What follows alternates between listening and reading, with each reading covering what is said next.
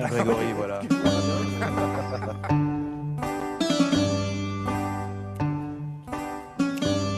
Ah, vous me direz pourquoi Sirtaki? Pourquoi l'histoire le Sirtaki? Eh bien, je vais vous répondre parce que la victoire de Samothrace, un des fameux chefs-d'œuvre du Louvre, enfin, ça y est, la restauration est terminée, nous allons pouvoir le découvrir. Et donc, vous allez nous raconter l'histoire de cette statue extraordinaire. Bonjour Thomas. Bonjour Frédéric. Oui, bien sûr. Et alors, j'ai envie de dire, le Louvre, ça ne connaît pas la parité entre hommes et femmes.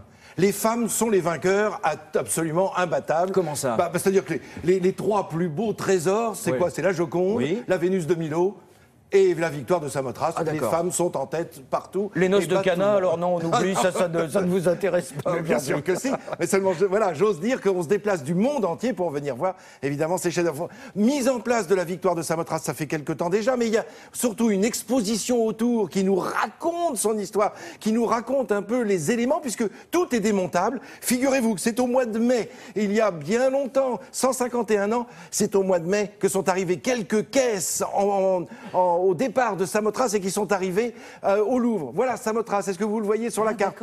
On voit la Grèce à gauche, la Turquie à droite de votre écran et tout en haut de votre écran, cette petite pointe noire, là il y a marqué Samothrace, c'est une île qui se trouve, qui fait quoi, 170 km² à peu près. Tout petit. Alors il faut dire que sous le Second Empire, c'est-à-dire sous le règne de Napoléon III, on donnait des sous à qui voulait faire des fouilles.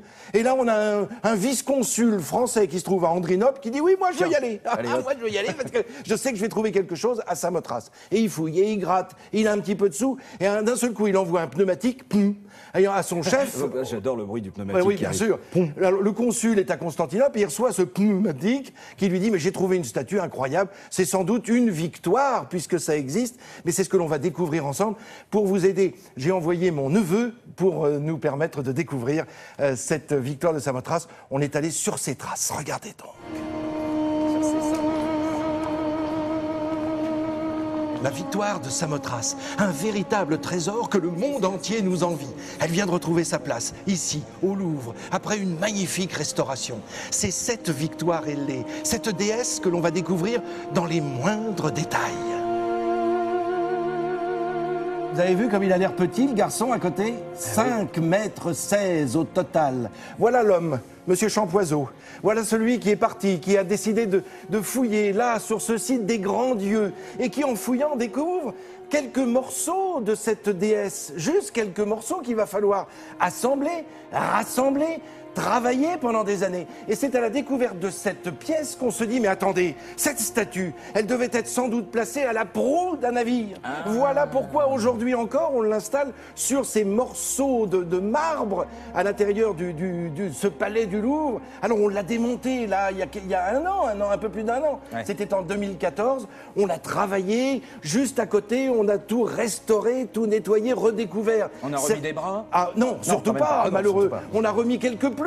C'est ça qui est important, quelques plumes que l'on va voir dans un instant. Et regardez cette proue de navire et qui là est en train de fendre l'air. Cette victoire était installée pour bien montrer que on revenait de campagne avec. Regardez ce drapé. Est-ce que c'est la déesse Niké qui Absolument, c'est la même. C'est la déesse de la victoire. De la victoire. Niké qui nous a donné, notamment, qui a été repris par une célèbre marque de vêtements de sport, sans accent aigu. Et c'est le nom, regardez cette petite plume que l'on vient de voir tout en haut, c'est elle qui a été rajoutée notamment. Ça donne un équilibre incroyable. Et puis, c'est une véritable mousseline de marbre, disait Monsieur Champoiseau en écrivant au consul de France à Constantinople. Elle est installée là, sous cette verrière, au sommet de l'escalier qui se trouve au Louvre, l'escalier d'Aru. Et puis, il y a cette exposition que l'on peut voir. Alors, on disait, cette exposition, elle est présente jusqu'au mois de juin. Oh là là, mais le mois de juin, c'est dans quelques jours. Il faut aller vite. C'est terminé. Mais non, en première, je peux vous l'annoncer, en avant-première mondiale, aujourd'hui, ce matin,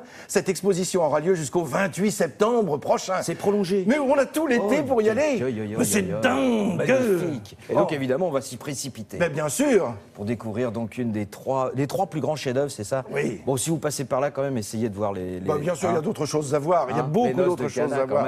Tout à fait. Alors, vous parliez de la déesse Niké, qui nous a donné ce nom, puis ça nous a donné aussi le nom de Nice, Nikaya. C'est une ça veut dire la victoire. C'est la victoire. Quand les Grecs s'y sont installés pour créer un comptoir, eh bien voilà, ça a été une vraie victoire sur le temps qui passe et sur les eaux de la Méditerranée. Enfin, notre victoire, c'est vous, Oui, Frédéric, bien sûr. Bien Tout de suite, on va s'absenter quelques